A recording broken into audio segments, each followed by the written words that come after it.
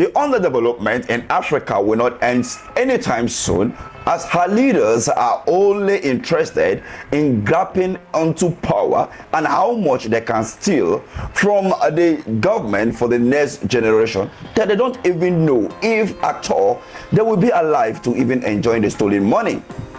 Most African nations look up to Nigeria for her development. But as long as the big brother in Africa continue to fail in the selection of her leaders, Africa will continue to wax in great poverty.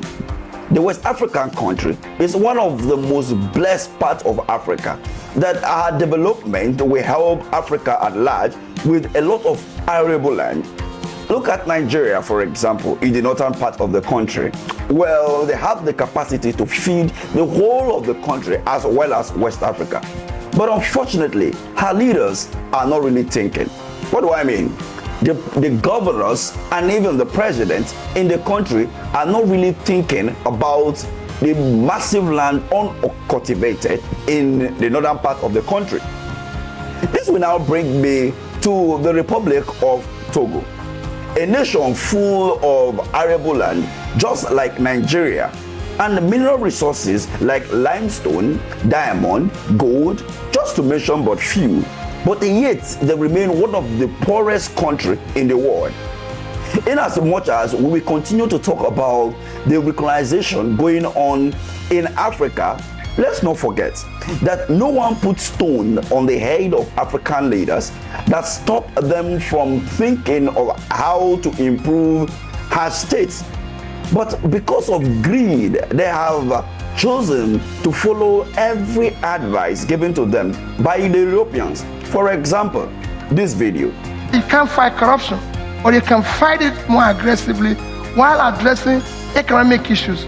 For example, in 2015, unemployment and underemployment was 24%. Today it's 40%.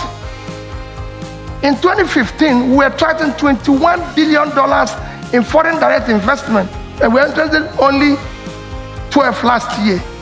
That means it's going to, our GDP was 520 in 2015.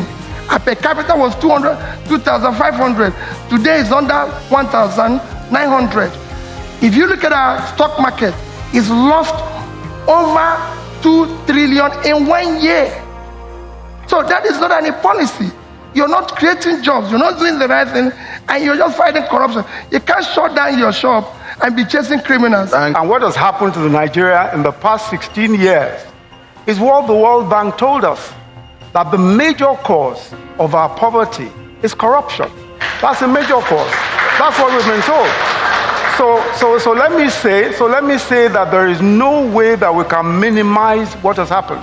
We can't minimize corruption. That was the former vice president of Nigeria talking about the situation and the statistics being given to them that time. As a matter of fact, you are a Nigerian and you should have those statistics to yourself, not depending on international bodies or the Europeans to tell you exactly what is happening in your country. And that is the reason why Africa is still lagging behind. One of the things they forget to understand, just like a wise man said, is that the man who steals from you can never help you find what he stole from you. And that we can see, that imagine Britain, imagine some of these European nations like France and Germany that colonized Africans, and they took a lot from Africa, but they will never give you the information. They will never show you the way.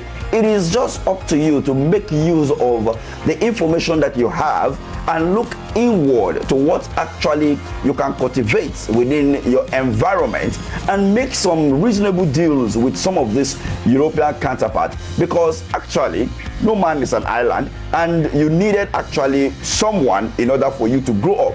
But then taking everything they tell you, especially the issues of loans here and there, into heart is what will make Africa remain perpetually poor. But then there is an African country that has all it takes to develop her people and even feed Africa as a continent. And this is not even Nigeria, but a small country in West Africa called Togo. So let's look at this country called Togo. Togo used to be the heart of slave trade in Africa. This tiny nation gained its independence from France in 1960. But the democratic institutions of the country have remained inside since then, of which that leads to some rift between the country leaders, whom always fight over power, and left the people to fend for themselves, which resulted into the immense high level of poverty that has ravaged the country of Togo as of today. But however, Togo now has a new constitution, and the president will no longer be elected by popular votes, in a move by the president so he can remain in power as well as his family. This is what some of the opposition are thinking, and including some of us haven't seen all that has been happening in Togo within the last 3-4 decades.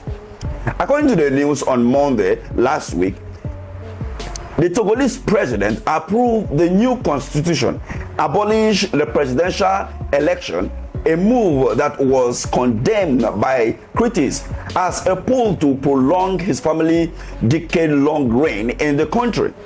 Civil society organizations within the West African nation have called for protests in respect to that.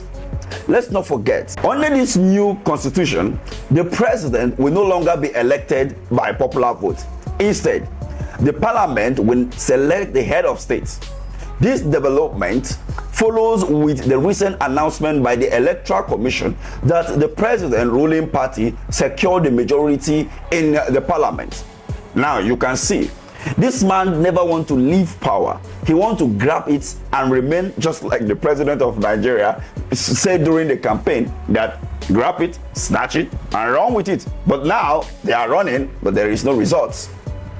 Ahead of the vote, the government imposed restrictions on civil and media freedom, including the prohibition of protests against the proposed constitution and the arrest of opposition members. Additionally, the Electoral Commission banned the Catholic Church from deploying election observers, while Togolese media regulators suspend accreditation for foreign journalists. So when you look at this whole shenanigans, you will now begin to ask some certain question. Is this actually for the development of Togolese, or for the ambition of the most and all-powerful, the president of Togo? Moreover, the new constitution introduced a prime minister like a position appointed by the ruling party, raising concern that it could serve as another avenue for the president to maintain control, which is true. Because when you appoint a new prime minister and you're not being elected by the popular vote, then the whole thing recycles within your powers, of which this may be that his son is going to take over just like he took over from his father. In response to the constitutional change, a coalition of civil society organizations in Togo has called for protests demanding the reinstatement of the previous constitution. David Tussle, a spokesperson of the group, emphasized the necessity of the 2025 election for a democratic transition, labeling it absolutely necessary for Togolese people to elect a new president. Oh yes, when you have seen someone for the last 5 years who is not performing properly well, it is very obvious that you actually need to change hands. The move have already, tensed up the whole state, which have of which the opposition are voicing out, and civil society group are vehemently opposing this measure by the ruling party to grip onto power. But looking at these one by one, the president of Nigeria and the current ECOWAS chairman has been able to sanction the Nigerian junta because they overthrown a democratic elected president. But in this scenario, this is a democratic, or will I call it a civilian coup, where a sitting president have decided not to shift power to anybody but to remain there probably as life president. So you see, one law is made for Mr. A and another law is for Mr. B. So what is the difference between the acts of this current president of Togo to that of the military junta in Niger, Burkina Faso, and Mali? These are the same evil, the same sin. It's just like saying that somebody who commit fornication and the person who lied or stole money commit different sin in the eyes of God. All are sin. So the issue of changing the constitution is not the problem, but the manner in which it was carried out, for the fact that this is not the first time the president is doing this. Do not forget that the family has been in power for over 50 years. So it's more like a family business. And we all saw what is happening in Cameroon and other African countries, like I just mentioned, Niger, Burkina Faso, and Mali, of which they continue to do all these things time without time.